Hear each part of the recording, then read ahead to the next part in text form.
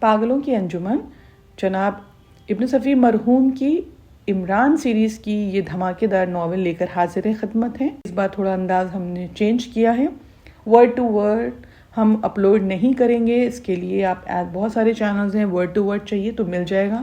کہنے کا مطلب یہ ہرگز نہیں ہے کہ اپنی طرف سے کچھ بڑھا دیں گے یا کم کر دیں گے، ایسا کچھ نہیں ہے۔ ہم ایسنس پورا برقرار رکھیں گے۔ اب کی چاشنی میں ڈوبے ہوئے مکالمے ہیں جس کی وجہ سے پر لطف تحریریں بنتی ہیں اور جس کے لیے ابن صفی مرحوم مشہور ہیں، وہ پوری طرح سے ایسے ہی رکھا جائے گا جیسے کہ کتاب میں ہے۔ 3, 2, 1 اچانک ایک دن استاد محبوب نرال عالم کو اطلاع ملی کہ یہ سیاسی بیداری کا زمانہ ہے، لیکن اتفاق سے یہ ان کی بیکاری کا زمانہ نہیں تھا۔ انہوں نے ان دنوں جوتش اور تعویذ گنڈے کی آڑھت کر رکھی تھی۔ ان کا یہ کارخانہ ایک چلتی ہوئی سڑک کے کنارے پر ایک تخت پر واقع تھا۔ اگر کوئی پوچھتا کہ بھائی اس دھندے سے کیوں کر لگ پڑے تو بڑی عقل مندی کا اظہار کرتے اور کہتے چنگیز بابا کی نسل سے ایک قلندر بابا عمران شاہ ہیں، ان کی نظر عنایت ہو گئی ہے۔ میں بھی اسی نسل سے ہوں، لیکن میرا سلسلہ ڈفال خان سے ملتا ہے جو چنگیز خان کے دادا زاد بھائی تھے۔ پھر ہنستے اور کہتے نہیں، وہ ڈفالی اور ہوتے ہیں، آپ وہ نہ سمجھیے گا، ڈفال خان دوسرے تھے۔ اگر اس وقت کوئی ان کا قریبی شناسہ موجود ہوتا تو استفسار کرنے والے کے رخصت ہو جانے پر اس سے رازدارانہ انداز میں کہتے بھائی کیا بتاؤں، بزنس کا معاملہ ہے، ورنہ میں تو دراصل نادر شاہ درانی کے سلسلے سے تعلق رکھتا ہوں۔ ان کا یہ بزنس خاصا چل نکلا تھا، لیکن سیاسی بیداری کی اطلاع نے انہیں پس و پیش میں ڈال دیا۔ بھلا آپ کس منہ سے کہتے کہ کریئر بدلنا چاہتے ہیں؟ عمران انہیں روحانیات اور پامسٹری کا ماہر بنانے کے سلسلے میں خاصی محنت کر رہا تھا، اور محنت بھی ایسی ویسی نہیں، بلکہ استاد اکثر الجھ بھی پڑتے اور انہیں مطمئن کرنے کے لیے عمران کو عرض کرنا پڑتا استاد کہیے تو اب میں سر کے بل کھڑا ہو کے سمجھانے کی کوشش کروں۔ ارے یہ لکیر انگریزی طریقے سے دل ہی کی لکیر ہے، ہندو جوتش اسے زندگی کی لکیر کہتا ہے، لیکن انگریزوں نے ہندوؤں اور مسلمانوں کا سب کچھ غلط کر دیا، صرف ٹونٹی دار اور بغیر ٹوٹی کے لوٹے کو غلط نہ کر سکے، کیونکہ ہندو اور مسلمان صرف اسی ایک بات پہ متفق تھے کہ چاہے جان چلی جائے ہم تو کاغذ ہرگز استعمال نہ کریں گے۔ بہرحال استاد کو اس کا اعتراف تو تھا کہ انہیں چنا جور گرم اور شاعری سے نجات دلانے والا عمران ہی تھا، لہٰذا اب وہ اسے مزید بور کرنا بھی نہیں چاہتے تھے۔ لیکن سیاسی بیداری کی اطلاع بھی تو ایسی چیز نہیں تھی جسے نظر انداز کیا جاتا۔ پھر وہ کوئی ایسی ویسی بیداری تو تھی نہیں کہ استاد کے کان پر جوں نہ رینگتی۔ پتہ نہیں کتنی سیاسی پارٹیاں عالم وجود میں آئی تھیں اور استاد بیٹھے ہاتھ مل رہے تھے، سچ مچ ہاتھ مل رہے تھے۔ دیکھ لیجئے شاہ صاحب، اس نے اپنا دائنا ہاتھ آگے بڑھاتے ہوئے کہا۔ اس وقت نہیں دیکھ سکتا، استاد غرائے تھے۔ کیوں جناب، میں اپنے ہاتھ مل رہا ہوں۔ آخر کیوں؟ اپنے ہاتھوں سے جوتش ودیا کی لکیر مٹا رہا ہوں۔ اس نے کیا قصور کیا ہے جناب؟ بس چلے جائیے، اس ٹائم ہم صرف عورتوں کے ہاتھ دیکھتے ہیں۔ گاہک نے غالباً پشتو میں انہیں گندی سی گالی دی تھی اور چلا گیا۔ پھر اس کے بعد سچ مچ ایک معمر خاتون استاد کے روحانی کارخانے کے قریب آ کے رکی۔ آپ ہمارے بنگلے پہ تشریف نہیں لائے شاہ صاحب؟ انہوں نے پوچھا۔ جی میں گولا بنا رہا ہوں، بن جائے گا تو آتا ہوں۔ گولا کیا؟ خاندانی گولا؟ آپ نے ہمارے بزرگ ڈفعال شاہ کا نام تو سنا ہوگا نا، جناتی گولا بنایا کرتے تھے۔ بعض جن گونگے ہوتے ہیں، اپنا نام نہیں بتا سکتے، گولا بنا دیتا ہوں۔ آپ کی صاحبزادی پر جو جن ہے گونگا ہے، تو جلدی سے بنائیے نا صاحب، ایک دن میں تھوڑی نہیں بن جاتا۔ کچھ لوگوں پر پیسے باقی ہیں، وہ ادا کریں تو کام چلے۔ ابھی کچھ چیزیں نہیں خرید سکا جو اس گولے کے لیے ضروری ہیں۔ آخر کتنے کی ہیں وہ چیزیں؟ 11 روپیے 11 پیسے کی۔ ارے تو یہ لیجئے نا، لیجئے 12 روپے۔ جی؟ استاد انہیں قہر آلود نظروں سے گھورتے ہوئے بولے۔ 12 روپے؟ کیا آپ مجھے 420 سمجھتی ہیں؟ یہ آپ کیا کہہ رہے ہیں؟ ارے میں نے عرض کیا 11 روپے 11 پیسے، 12واں پیسہ میرے لیے حرام ہے۔ ارے میرے پاس ریزگاری نہیں ہے شاہ صاحب، عورت گڑ گڑائی۔ جب ہو جائے گا تبھی آئیے گا، استاد نے کہا اور ٹریفک کے ہجوم کی طرف متوجہ ہو گئے۔ وہ بیچاری ایسے کھڑی تھی جیسے بہت بڑی غلطی ہو گئی ہے۔ اچانک کسی نے پشت سے استاد کے شانے پہ ہاتھ رکھا، وہ بے ساختہ اچھل پڑے۔ بہت اچھے، شاگردی کا حق ادا کر دیا۔ پشت سے آواز آئی۔ اتنی دیر میں استاد بوکھلا کے تخت پہ کھڑے ہو چکے تھے۔ ارے باپ رے، عمران صاحب بیٹھ جائیے بیٹھ جائیے، وہ ریزگاری لے کر واپس آ رہی ہوگی۔ ادھر کیسے؟ عمران صاحب بس چلا آیا، بہت دنوں سے تمہارا دیدار نہیں ہوا تھا، عمران نے کہا اور مڑا۔ استاد کچھ کہنے والے تھے کہ وہ خاتون جو دکان میں گھسی تھی شاید ریزگاری لینے کے لیے واپس آ رہی تھی۔ انہوں نے مبلغ 11 روپے اور 11 پیسے گن کر استاد کے ہاتھ پہ رکھے اور استاد کڑک کر بولے، اللہ بہتر کرے گا، جمعرات کو گولا لے کر آؤں گا۔ خاتون چلی گئی۔ اب تو ادھر دیکھیے جناب عالی، استاد عمران کو مخاطب کر کے چہکے۔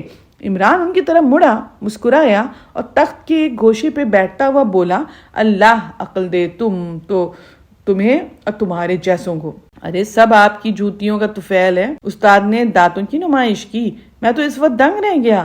لیکن استاد یہ تو 420 ہی ہے نا، یہ نہ کہیے حضور، بڑے بڑے میرا لوہا مانتے ہیں، گولا مانتے ہوں گے۔ 11 روپے 11 پیسے، استاد نے قہقہا لگایا۔ خیر خیر، عمران بولا، میں تمہارے لیے بہت متفکر ہوں، سوچ رہا ہوں کہ تمہیں کہیں سے بڑی آمدنی ہو جائے۔ ضرور سوچئے ضرور سوچئے، آپ تو بعض اوقات مجھے ولی اللہ معلوم ہونے لگتے ہیں۔ عمران متفکر نظر آ رہا تھا۔ اچانک اس کے چہرے پہ مسرت کی لہریں نظر آئیں اور اس نے کہا، سنو، اکثر لوگ تمہارے آئیڈیاز چرا لیا کرتے ہیں۔ اجی میں کیا بتاؤں، نہ صرف وہ لوگ جو زندہ ہیں بلکہ وہ بھی جو مر گئے۔ ارے وہ کیسے استاد؟ خواب میں آ کے مومن غالب عام طور پہ اس قسم کی حرکتیں کرتے رہتے ہیں۔ یہ میرا شعر تھا، بے غیرت ناہید کی ہرتان ہے زمبک، شعلہ سا لپک لپ لپ لپک چھپک۔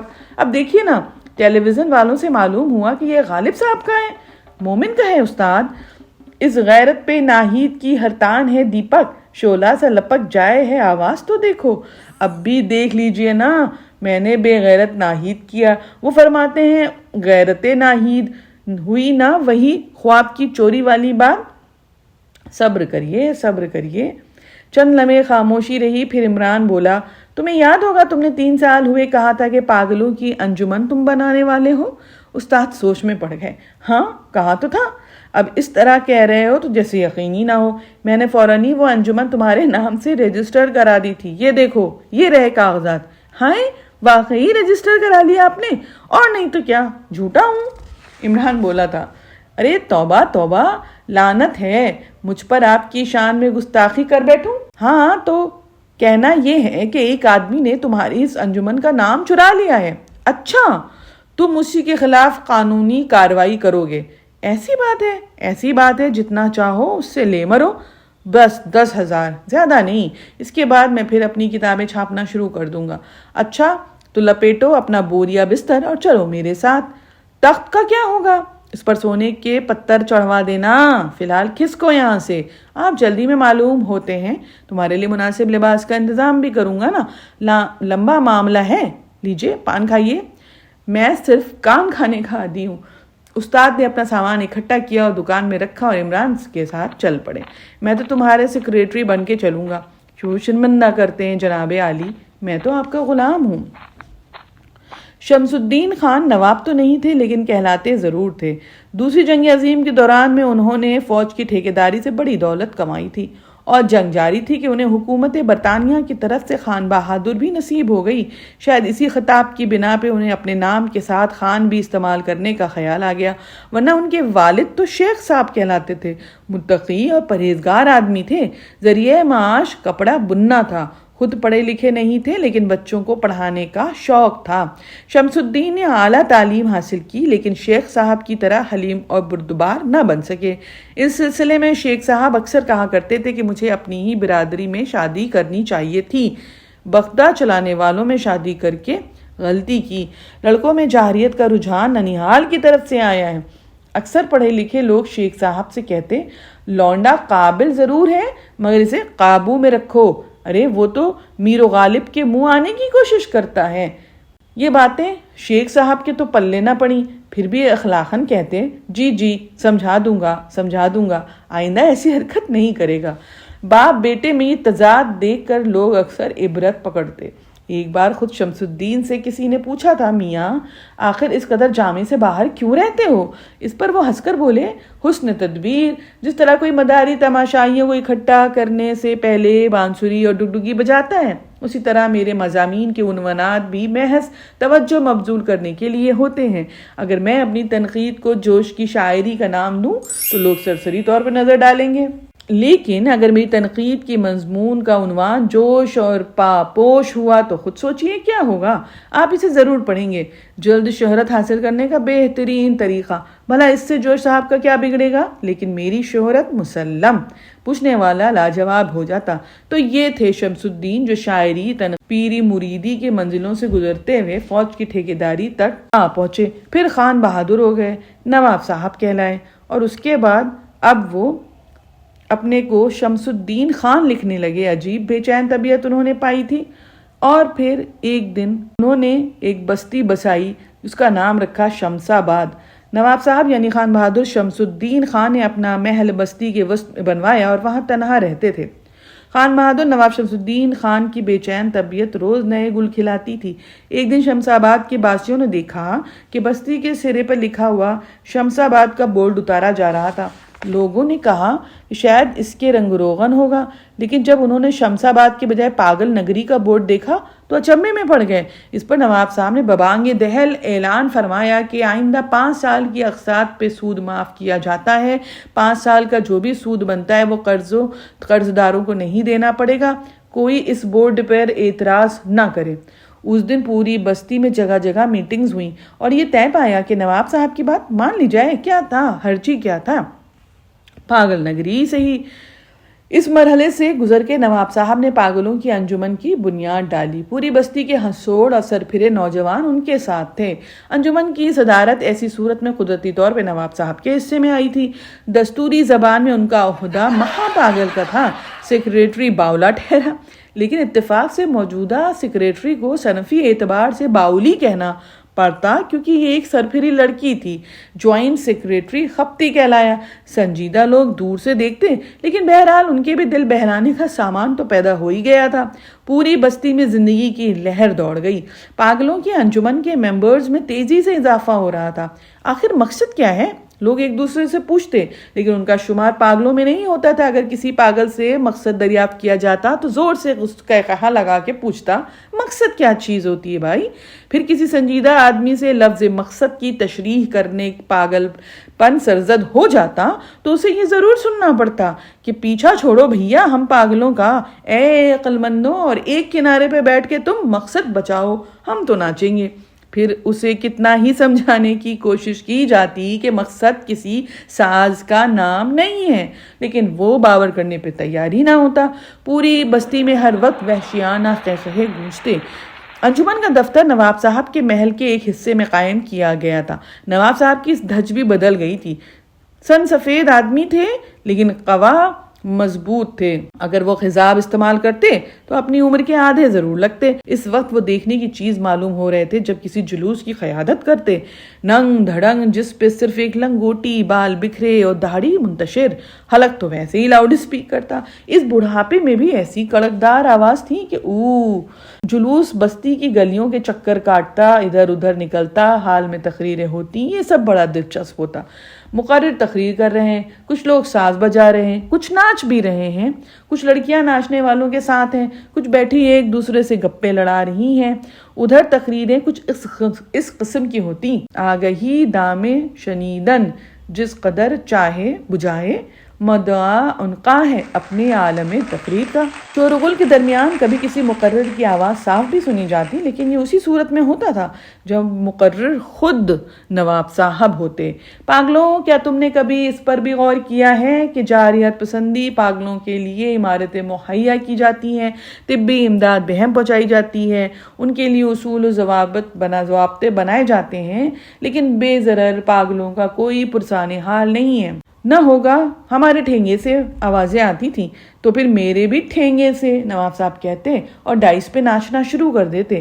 اتنا شور ہوتا کہ لمبے چوڑے ہال کی دیواریں جیسے لرزنے لگتی تو یہ تو پاگل نگری کے اندرونی معاملات تھے. پورے شہر میں بھی اس سے متعلق چمگوئیاں ہو رہی تھیں. اخباری رپورٹر دن بھر بستی میں گھومتے تھے، لیکن اس سلسلے میں سب سے زیادہ متحیر علاقے کا تھانے دار تھا، کیونکہ ابھی تک بستی والوں نے اس ہنگامے پروری کی شکایت تھانے میں پہنچائی نہیں تھی. آخر ایک روز وہ خود ہی پوچھ گچھ کے لیے نکلا. کسی کو بھی نواز شمس الدین سے کوئی شکایت نہ تھی. اسے کچھ اس قسم کے جواب ملے تھے: جناب ہمیں کوئی شکایت نہیں، اکثر ہمیں اپنے نالائق لڑکے لڑکیوں کو شہر میں جا کے تلاش کرنا پڑتا تھا، اب جس وقت چاہیں نواب صاحب کے محض انہیں پکڑ لائیں، اب تو امن ہو گیا ہے. لیکن یہ سب غیر قانونی ہے، تھانے دار بولتا تھا. تو براہ راست آپ کوئی کارروائی کیجئے، ہم تو نہیں کہیں گے اور نہ ہی کوئی شکایت درج کرائیں گے. آپ لوگوں کو بستی کا نام بدلنے جانے پر بھی کوئی اعتراض نہیں ہے. یہ میونسپل کارپوریشن کا مسئلہ ہے، لیکن ہمارے خطوط اب بھی شمس آباد ہی کے پتے پر آتے ہیں.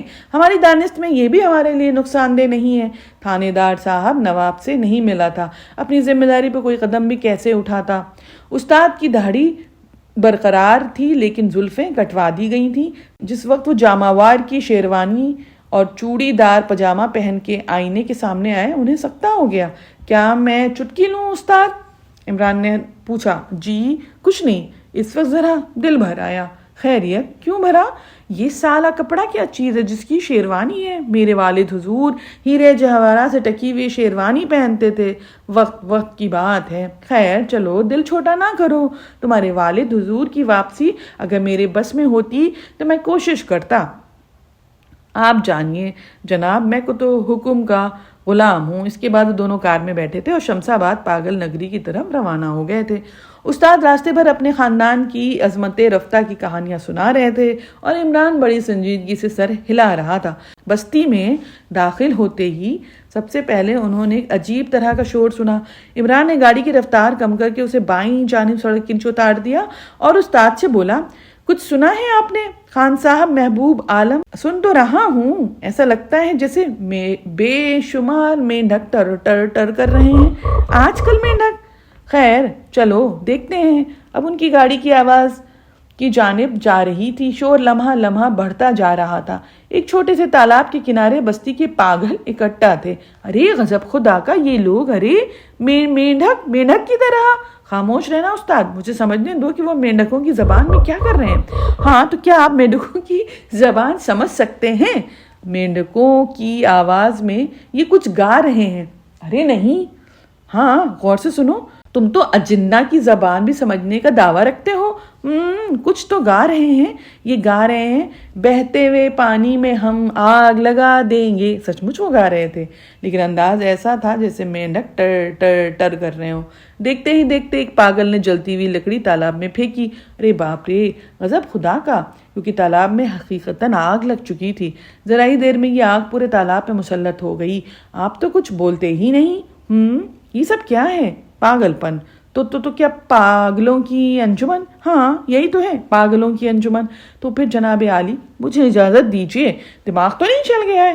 نہیں صاحب، میں کوئی انجمن نہیں بناتا. ارے تو تم ان لوگوں کے خلاف دعویٰ دائر کرو گے؟ دعویٰ؟ ارے باپ رے، ہوش میں رہو. یہ کیسی حرکتیں تم کر رہے ہو؟ استاد نے اپنے کیونکہ گال پیٹنے لگے تھے. میں دعویٰ کروں گا ان کے خلاف. کیوں بھائی، کیا دشواری ہے؟ دیکھیے عمران صاحب، یہ میرے بزنس کے لیے اچھا نہیں ہوگا. کیوں؟ ارے میرے خواب میں موکل اور جنات آتے رہتے ہیں. اگر یہ لوگ بھی آنے لگے تو مجھے پہچاننے میں دشواری ہوگی. بکو مت. اگر میرے کہنے کے خلاف کیا نا تو یہ لوگ تمہاری جیتی جاگتی زندگی میں گھس آئیں گے. یا اللہ، کس مصیبت میں پڑ گیا. اچھی بات ہے، عمران نے کار سے اترنے کی دھمکی دیتے ہوئے کہا. میں ان لوگوں کو یہی بلا لیتا ہوں. کیوں؟ استاد کی تو گھگی بن گئی. دوسری طرف جس انداز میں پانی پہ آگ ٹھہری تھی اچانک ختم بھی ہو گئی تھی. پاگل تالاب کے کنارے سے ہٹنے لگے تھے. اب یہ کیا کریں گے؟ استاد نے عمران سے پوچھا. کیوں نہ ان کے پیچھے چلیں؟ عمران نے کہا. میں تو گاڑی سے نہیں اتروں گا، گاڑی ان کے پیچھے چلے گی، تو مطمئن رہو.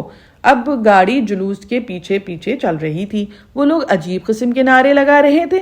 سر کے بل کھڑے ہو جائیں گے، اپنی بات منوائیں گے، طوطا ضرور پالیں گے، انڈے ضرور دیں گے، بچے نہیں دیں گے، مرد و عورت مرد آباد، پتھرو پتھری زندہ باد. جلوس بستی کی گلیوں کے چکر کاٹتا رہا اور گاڑی اس کے پیچھے چلتی رہی، لیکن کسی نے بھی پلٹ کر نہیں دیکھا تھا۔